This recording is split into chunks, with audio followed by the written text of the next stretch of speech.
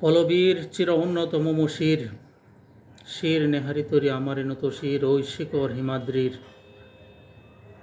প্রিয় দর্শক, আজকে অত্যন্ত দুঃখ ও ভারাক্রান্ত মন নিয়ে কিছু কথা বলবো।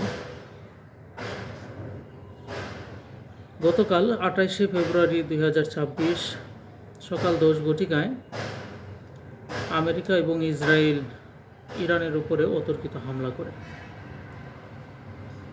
খবরটি ফেসবুকে এবং ইউটিউবে দ্রুত ছড়িয়ে পড়ে। আমি যখন খবরটি দেখলাম যে আয়াতুল্লাহ আলী খামেনি যে অফিস করেন বা অফিস কাজে ব্যস্ত ছিলেন, ঠিক সেই অফিসেই হামলা হয়েছে, তখনই কেন জানি অনেক সন্দেহ সৃষ্টি হয়েছিল মনে যে আয়াতুল্লাহ আলী খামেনির কিছু একটা হয়ে গেল কিনা। কিন্তু ইরানি রেভলিউশনারি গার্ড IRGC বিষয়টা নিশ্চিত করেছিল যে আয়াতুল্লাহ আলী খামেনিকে নিরাপদে দূরে সরিয়ে নেওয়া হয়েছে, অর্থাৎ তেহরান থেকেই দূরে কোনো একটি শহরে লুকিয়ে রাখা হয়েছে। শুনে ভালো লেগেছিল, কারণ এটাই হওয়া উচিত। কারণ ইসরায়েল এবং আমেরিকা যখন যৌথ হামলা করবে, তখন তারা প্রথমেই টার্গেট করবে আয়াতুল্লাহ আলী খামেনির উপরে, আর তিনি একটু দূরে থাকবেন, এটাই স্বাভাবিক। কিন্তু আজকে সকালে অফিসে যাওয়ার পর যখন খবর পেলাম যে গতকালকের সকালের হামলায় আয়াতুল্লাহ আলী খামেনি শাহাদাত বরণ করেছেন, সংবাদটি শুনে খুব কষ্ট লাগলো। সারাদিন মাথায় কোনো কাজ আসতেছিল না, হাতে কোনো কাজ করতে ইচ্ছে করতেছিল না, ফলে অফিসে খুব আনমনি ছিলাম, অমনোযোগী ছিলাম। যা হোক, আল্লাহ তাআলা প্রত্যেকটি প্রাণীকে সৃষ্টি করেছেন মৃত্যুর স্বাদ বরণ করাবেন। মানুষকে সৃষ্টি করেছেন তার কাছে আবারও ফেরত নিয়ে যাবেন। কিন্তু একটি পরিবেশ পরিস্থিতির কারণে খুবই মন খারাপ লাগছে। আজকে মধ্যপ্রাচ্যে এতগুলো মুসলিম দেশ, এতগুলো মুসলিম রাষ্ট্র আছে, যেগুলো যদি একটু সহযোগিতা করত তাহলে তারা বীর দর্পণে চলতে পারত। ইসরায়েল এবং আমেরিকা এসে ইরানে হামলা করে ইরানের সর্বোচ্চ নেতাকে হত্যা করে চলে যাবে, এটা অসম্ভব ছিল। মধ্যপ্রাচ্যের দেশগুলো সৌদি আরব, কাতার, জর্ডান, বাহরাইন, মিশর, সংযুক্ত আরব আমিরাতে যে সকল ঘাঁটিগুলো ছিল, আমেরিকার ঘাঁটিগুলো, এগুলো আস্তে আস্তে ইরান সবগুলোই ধ্বংস করে দিতে পারত 2 থেকে 4 দিনের মধ্যে।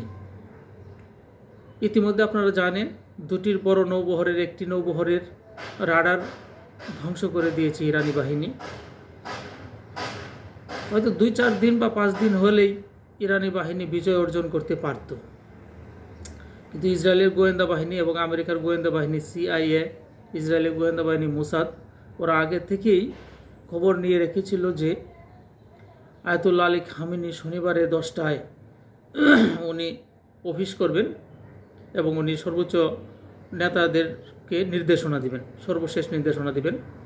যদিও আমরা শুনতে পেরেছি যে ইসরায়েল এবং আমেরিকার হামলা শুরু করার কথা আরও পরে ছিল। তারা গোয়েন্দা বাহিনীর মাধ্যমে খবর পেয়েছে যে এখানে আয়াতুল্লাহ আলী খামেনি থাকবেন, ঠিক ওই সময়ই তারা হামলা করবে। যথারীতি হামলাও করেছেন, আয়াতুল্লাহ আলী খামেনি শাহাদাত বরণ করেছেন, যা আজকে প্রচারিত হলো। ইরানের সমস্ত মানুষগুলো আয়াতুল্লাহ আলী খামেনির সংবাদে দুঃখ ভারাক্রান্ত হয়ে কান্নায় জর্জরিত হয়ে রাস্তায় নেমে গেল। আসলে সারা বিশ্বের 200 কোটি মানুষ, মুসলিম মানুষ, সবার হৃদয়ের একটি নাম ছিল আয়াতুল্লাহ আলী খামেনি। যদিও মধ্যপ্রাচ্যে যারা রাজারা আছে বিভিন্ন দেশের, তারা শুধুমাত্র রাজজ্যোতির স্বাদ বরণ করার জন্য আমেরিকার পা চাটে, ইসরায়েলের পা চাটে।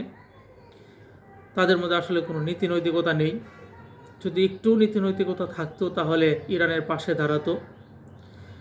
ইরানের একটি যুদ্ধ বিমানও আকাশে উড়াইতে পারে না, কারণ যে বিমানটাই আকাশে উড়াবে ইসরায়েলের উদ্দেশ্যে, জর্ডানের উপর দিয়ে যাইতে হবে। জর্ডান গুলি করে, জর্ডান প্রতিরক্ষা দিয়ে ফেলে দেয়। যে কারণে ইরান দূরপাল্লার ক্ষেপণাস্ত্র তৈরি করেছিল যেন ইসরায়েলকে আক্রমণ করতে পারে, ধাবিয়ে রাখতে পারে। কিন্তু যতগুলো ক্ষেপণাস্ত্র ইসরায়েলের উপর ছুঁড়েছিল, এর 10 ভাগের 9 ভাগ ক্ষেপণাস্ত্রই হয় মাঝের দেশগুলো অথবা ইসরায়েল ভূপাতিত করেছে। 10 ভাগের 1 অংশ ক্ষেপণাস্ত্র ইসরায়েলের উপর আঘাত এনেছে। ইসরায়েলের কুখ্যাত সেই নেতানিয়াহু ইরানের উপর হামলা করে সে অন্য দেশে পালিয়ে গেছে, লুকিয়ে আছে। তার দেশের সমস্ত মানুষগুলোকে নির্দেশ দিয়ে গেছে যে ইরানে হামলা হয়ে গেছে, তোমরা সবাই ভাঙ্কারে চলে যাও, নিরাপদ আশ্রয়ে চলে যাও। ওই নেতানিয়াহু আসলে একটি মানুষ জাতি নয়, সে একটি হিংস্র প্রাণীর মতো। আমেরিকার প্রেসিডেন্ট একটি হিংস্র প্রাণীর মতো। এদেরকে দেখতে একটাকেও মানুষের মতো মনে হয় না। ওরা মুখে বলে এক, অন্তরে অন্য কিছু বলে। ওরা আলোচনার নামে ইরানকে সুযোগ দিয়েছে কে কোথায় থাকে শুধু জানার জন্য। গোয়েন্দা বাহিনীর মাধ্যমে তাদেরকে খবর নিয়েছে কে কোথায় আছে, ঊর্ধ্বতন কর্মকর্তারা কোথায় আছে সেটা খোঁজ নেওয়ার জন্য শুধু সময় দিয়েছে, আলোচনা করেছে। আসলে এগুলো আলোচনার নামে গোয়েন্দাগিরি করেছে মূলত। তো যা হোক, ইরানের উপর আজকে যে ক্ষতিটা হয়েছে, মধ্যপ্রাচ্যের সমস্ত দেশগুলো ক্ষতির সম্মুখীন হয়েছে। মধ্যপ্রাচ্যের সবগুলো দেশে ইরানকে সহযোগিতা না করে ইসরায়েল এবং আমেরিকার চিরগোলামে পরিণত হলো। ওরা আর কোনোদিন মাথা উঁচু করে তাকাতে পারবে না, কারো দিকে রক্তশূল করতে পারবে না। ইরানই একমাত্র দেশ ছিল আমেরিকা এবং ইসরায়েলকে রক্তচক্ষু দেখাতো, তাদের রক্তচক্ষুকে কখনো ভয় পেত না। আজ যদি আয়াতুল্লাহ আলী খামেনি আরও কিছুদিন বেঁচে থাকতেন, যুদ্ধটা পরিচালনা করে যেতে পারতেন, তাহলে দেখা যেত ইসরায়েল এবং আমেরিকার পরাজয় ইরানের হাতেই হতো।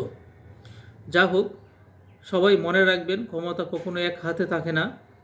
যেহেতু ক্ষমতা একটি যাযাবর পাখির মতো, আজকে এখানে কাল এখানে, পরশু অন্য কোথাও চলে যাবে।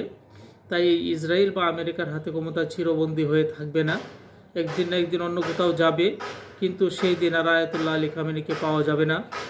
আল্লাহর কাছে সবাই দোয়া রাখবেন যেন আয়াতুল্লাহ আলী খামেনিকে শাহাদার মর্যাদায় আল্লাহ তাআলা কবুল করেন। সবার প্রতি দোয়া রইল। আসসালামু আলাইকুম ওয়া রাহমাতুল্লাহ।